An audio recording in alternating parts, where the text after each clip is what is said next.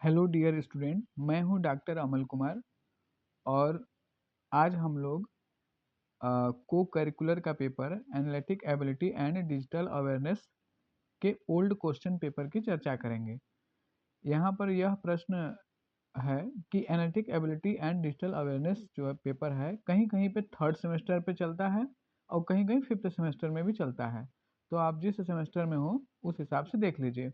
और यह old question paper है। ओल्ड क्वेश्चन पेपर से मतलब यह है कि सिर्फ आपको इसमें देखना है कि इस तरीके के प्रश्न आते हैं, न कि यही प्रश्न आएंगे। दिमाग में बिल्कुल मत बनाइएगा। और इस पेपर में दो तरीके के क्वेश्चन आते हैं, जो analytic ability and digital awareness. इसमें अधिकतर लगभग 50% क्वेश्चन आपके रीजनिंग के रहते हैं और 50% क्वेश्चन कंप्यूटर के रहते हैं। तो उस तरीके से हमें चलना है। तो हम देर न करते हुए चलते हैं अपने क्वेश्चन पे। तो पहला क्वेश्चन है हमारा, अंग्रेजी वर्णमाला में ए और एम के ठीक बीच में कौन सा अक्षर आता है। ठीक है, यह रीजनिंग का प्रश्न है। आप लगाने का थोड़ा प्रश्न करिए, प्रयास करिए कि ए और एम के ठीक बीच में कौन सा अक्षर आता है। मतलब कुछ अक्षर इधर आएंगे, कुछ उधर आएंगे। आप ए से लेके एम तक लिखेंगे, बीच में एक अक्षर आएगा, सम संख्या में रहना चाहिए। मतलब आधे इधर संख्या जितनी रहनी चाहिए उतनी ही संख्या उधर रहनी चाहिए, बीच में आपका वो संख्या आपको मिल जाएगा। तो इसलिए इसमें बहुत ज़्यादा बड़ा हो जाएगा, इसलिए हम आंसर बताते हैं। चूंकि हम सारा क्वेश्चन सॉल्व कर चुके हैं और सारा क्वेश्चन पेपर मैं देख लिया हूँ, एक दो बार रीड कर चुका हूँ। तो हमारा यहाँ पे आंसर आएगा जी। जी आंसर आएगा। ठीक है, आप लगाइएगा। नहीं होगा तो मैं आगे की वीडियो बनाता रहूंगा, उसमें बताऊंगा। दूसरा क्वेश्चन है, उंगली हाथ से संबंधित है जैसे, तो पत्ता किससे संबंधित है। यहाँ पे भी देखिए रीजनिंग का प्रश्न है। उंगलियां हाथ से संबंधित है तो पत्ता किससे संबंधित है। ठीक है ना, तो पत्ता जो है पेड़ से संबंधित है कि शाखा से कि जड़ से कि तना से। तो यहाँ पे आंसर हमारा हो जाएगा शाखा से। ठीक है। तीसरा प्रश्न है, यदि 5 पेंसिलों की कीमत 25 रुपए है तो 8 पेंसिलों की कीमत कितनी होगी। ठीक है, तो यह बिल्कुल हमें लगता है सिंपल क्वेश्चन है। आप अ, आप देखिए, 5 पेंसिल की कीमत 25 रुपए। तो आप 5 का टेबल पढ़ेंगे, 5 का पहाड़ा पढ़ेंगे तो 5 बार, तो 5 रुपये आ जाएगा। इस तरीके से 8 पेंसिलों की कीमत यह पूछ रहा है, यह बिल्कुल 5 क्लास के बच्चे कर लेंगे। ठीक है ना, तो इसका आंसर कितना होगा आप भी कमेंट कर सकते हैं। तो यहाँ होगा 40। ठीक है, तीसरा क्वेश्चन चलते हैं।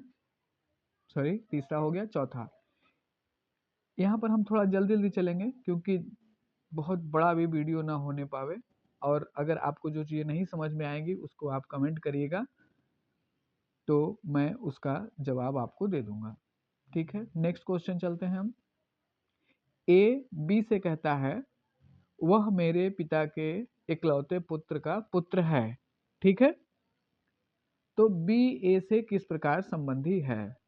तो एक तरीके से पिता पुत्र की ही बातें हो रही हैं, मैंने सॉल्व किया है तो पता चला। तो यहाँ पे आंसर जो है क्या है, क्वेश्चन लास्ट में देखिए क्या है कि बी ए से किस प्रकार संबंधित है।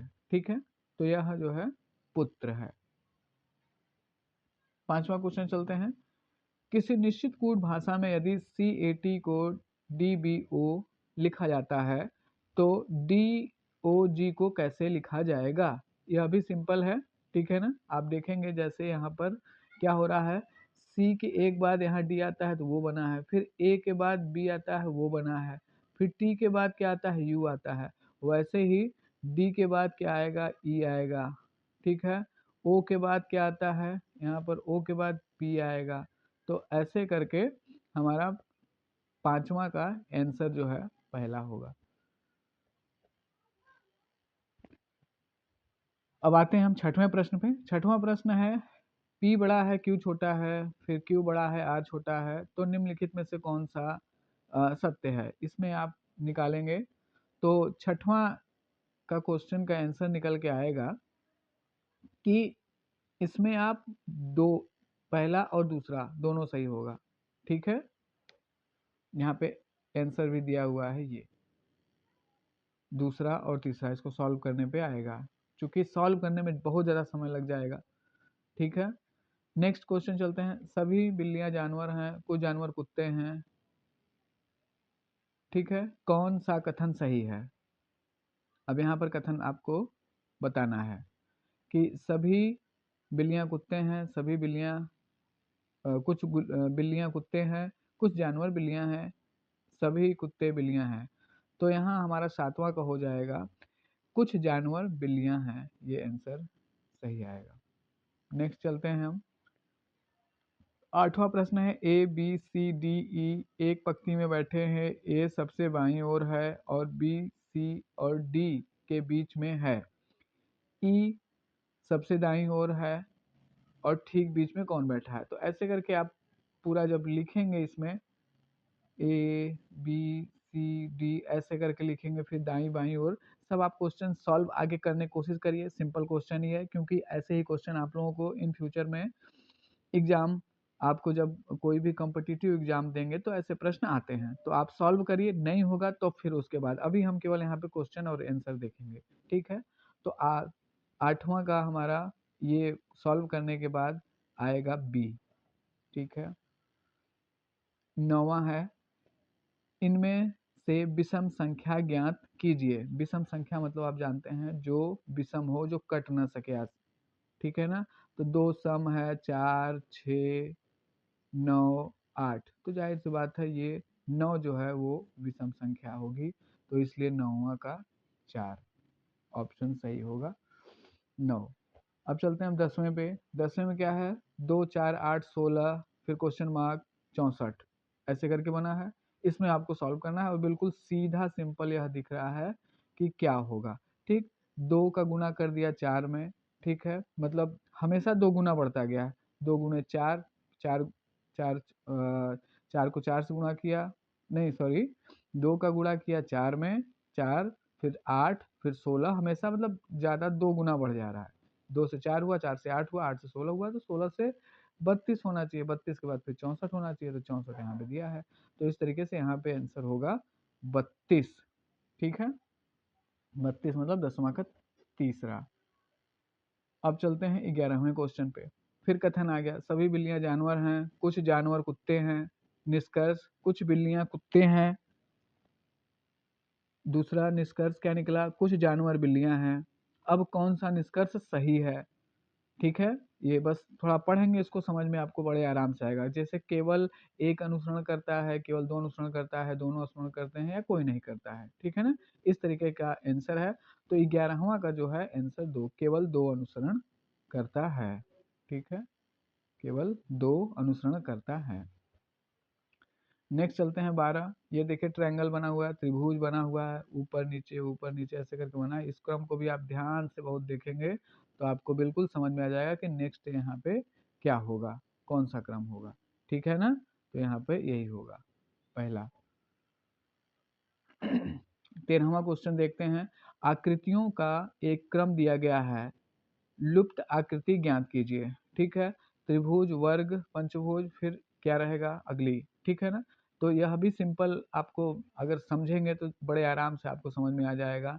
पहला देखिए त्रिभुज है तो ये ट्रायंगल हो जाएगा ऐसे करके, फिर वर्ग है तो ये 4 हो जाएगा, यहाँ पे 1 2 3 4 ऐसे करके हो जाएगा। फिर पंचभुज में ऐसे ऐसे करके 5 5 आ जाएगा, ये मैं बना नहीं पाया, ये ऐसे करके फिर बनेगा, ठीक है। फिर पंचभुज हो गया, फिर षष्ठभुज, तो मतलब ये आंसर यहाँ पर षष्ठभुज होगा, छठ, ठीक है।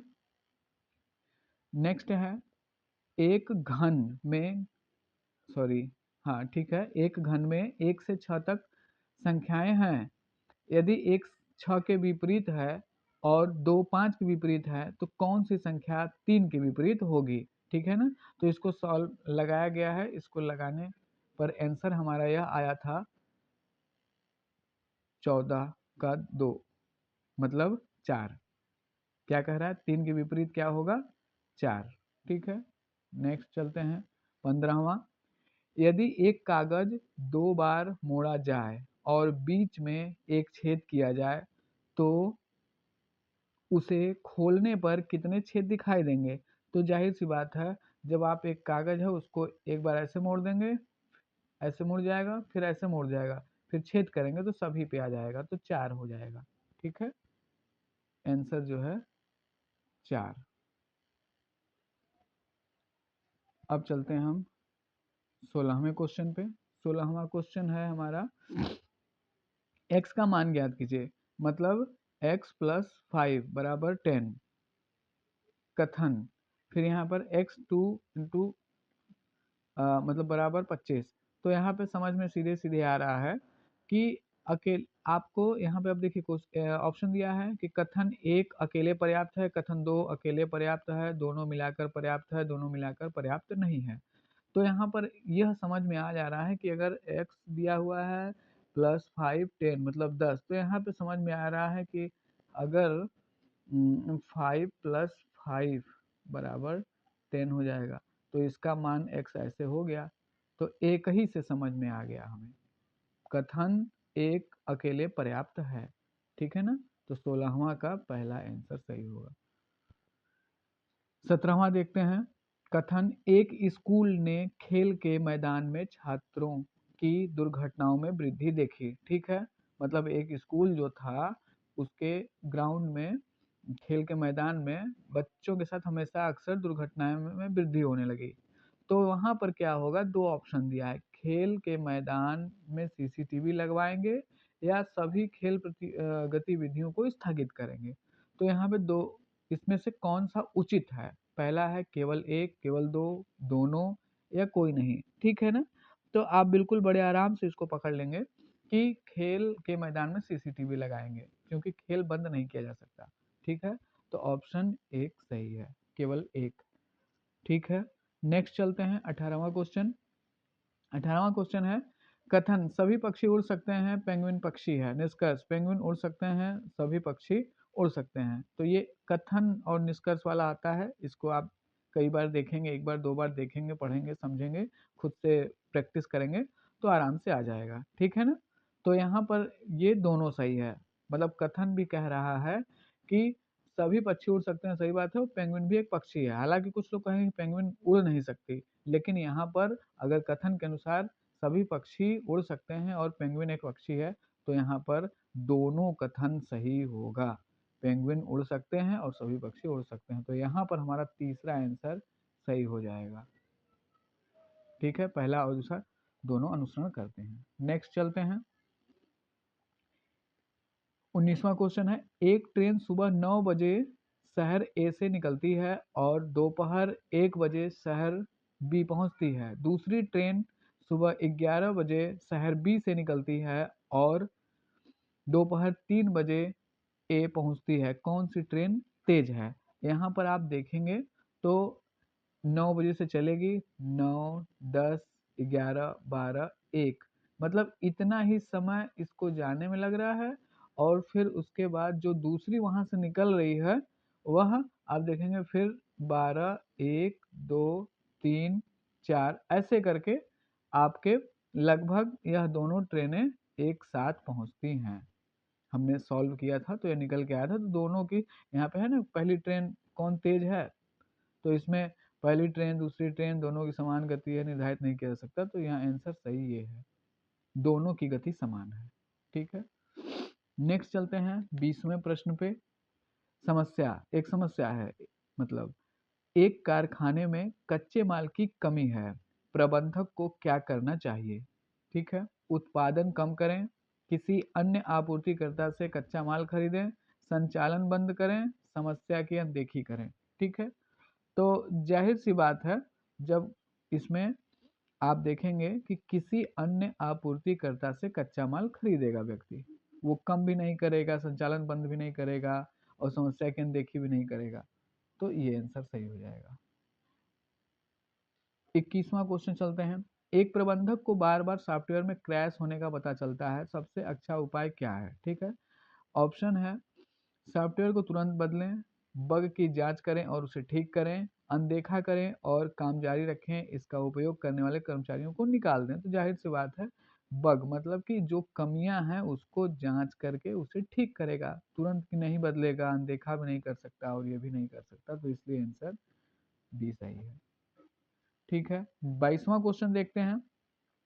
सीपीयू का वह भाग जो अंकगणितीय और तार्किक संचालन करता है, तो जाहिर सी बात है, एक सेकेंड, 22वां क्वेश्चन हम लोग देखते हैं कि सीपीयू का वह भाग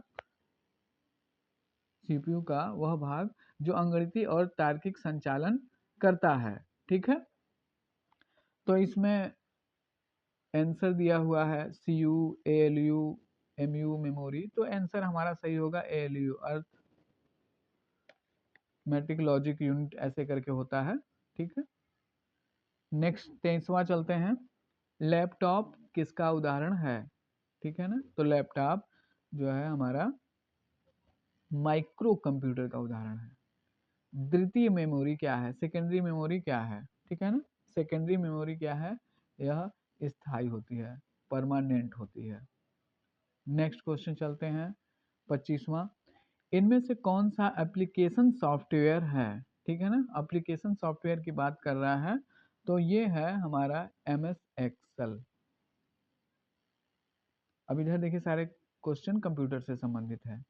एमएस वर्ड में चमकती हुई खड़ी रेखा को क्या कहते हैं?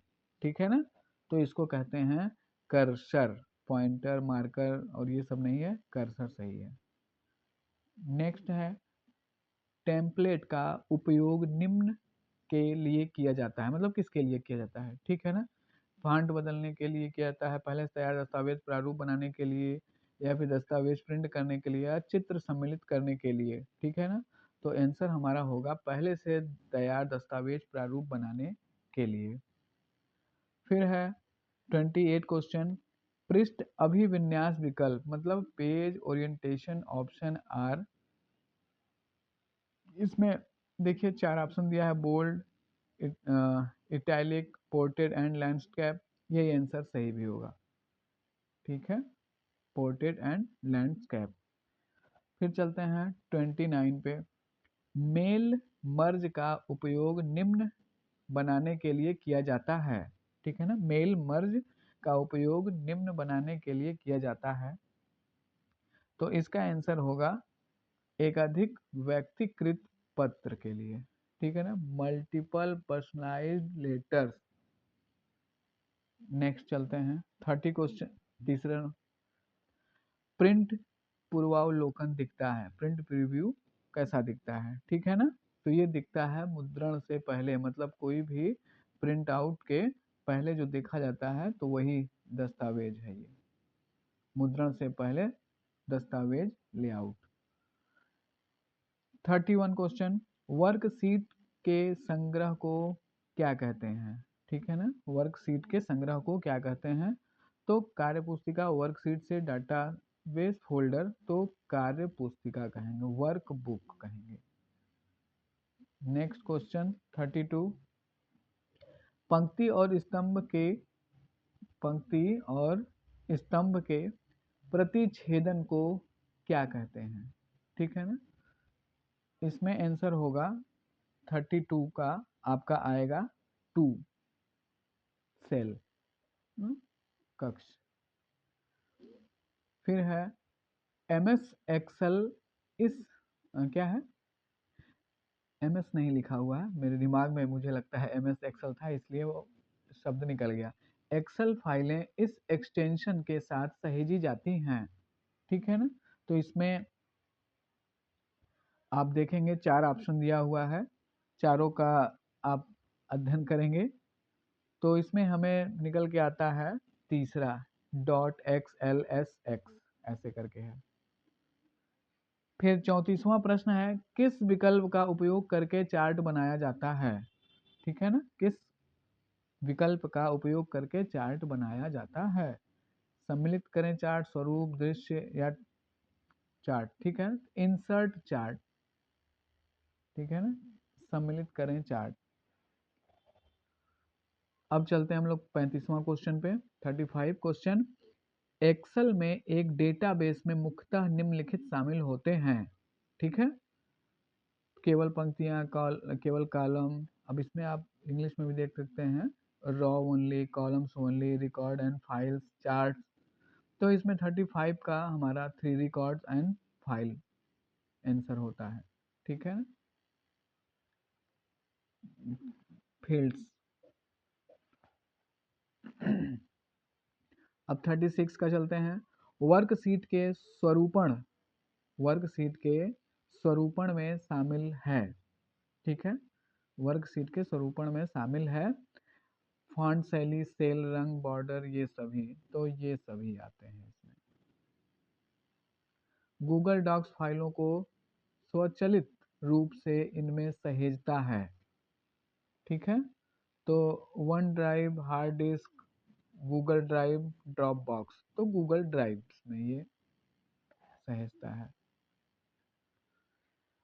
38 क्वेश्चन है, लिब्रे लिब्रे ऑफिस बेस का उपयोग किसके लिए किया जाता है?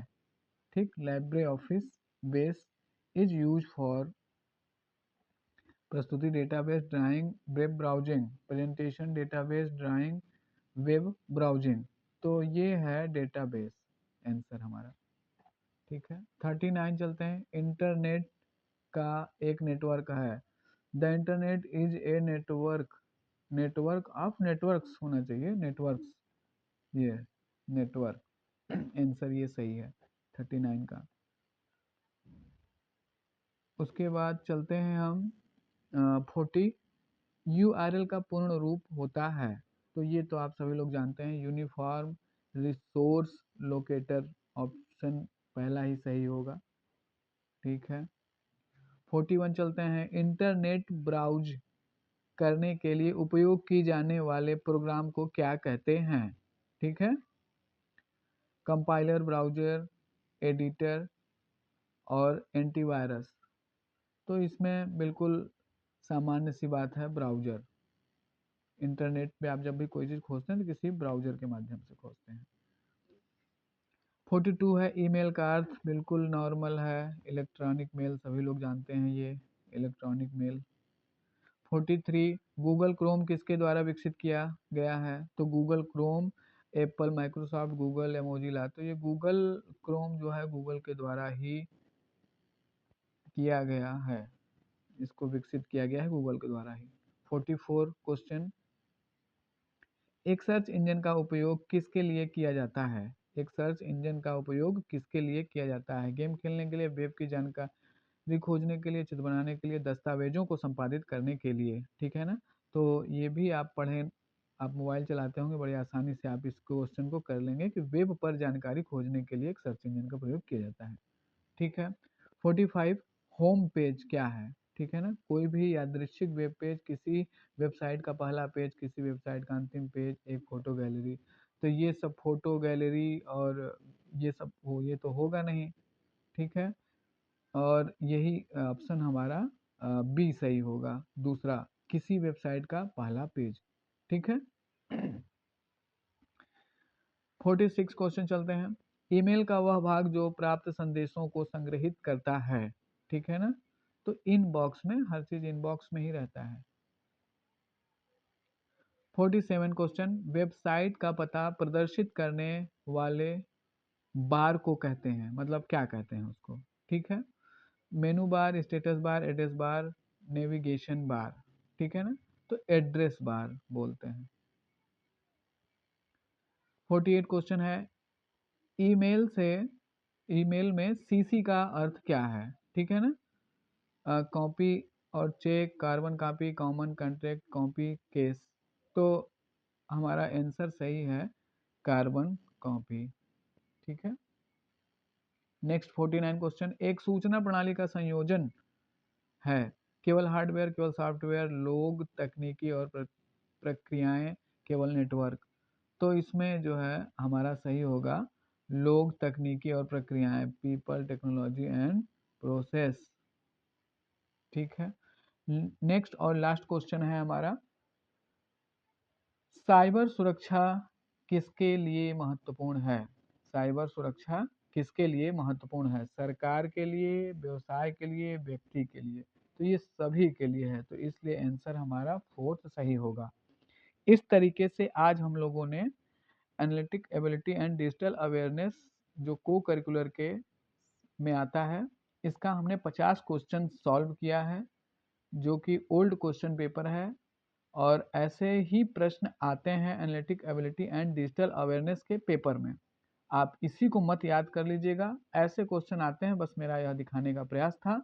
आप इसी तरीके से तैयारी करिए, कुछ और भी क्वेश्चन देखिए, उसको पढ़िए, और जितना हो सके इस वीडियो को भी वायरल करिए, इस और अपने दोस्तों को भी भेजिए, और अपने सीनियर और जूनियर जो दोस्त हैं उनको भी आप इस वीडियो पे लाइक और सब्सक्राइब भी करवाइए। ओके, और किसी प्रकार का क्वेश्चन हो तो आप हमें ज़रूर कमेंट बॉक्स में डालिए। और हाँ, कुछ क्वेश्चन कभी कभी ऐसे भी हो सकते हैं इसमें जो आंसर हो सकता है बाय डिफ़ॉल्ट गलत भी हो गया हो, तो उसके लिए आप कमेंट बॉक्स में डाल सकते हैं, उसकी जांच करके फिर से बताई जाएगी। ठीक है, ओके, आप सभी लोगों का बहुत बहुत धन्यवाद।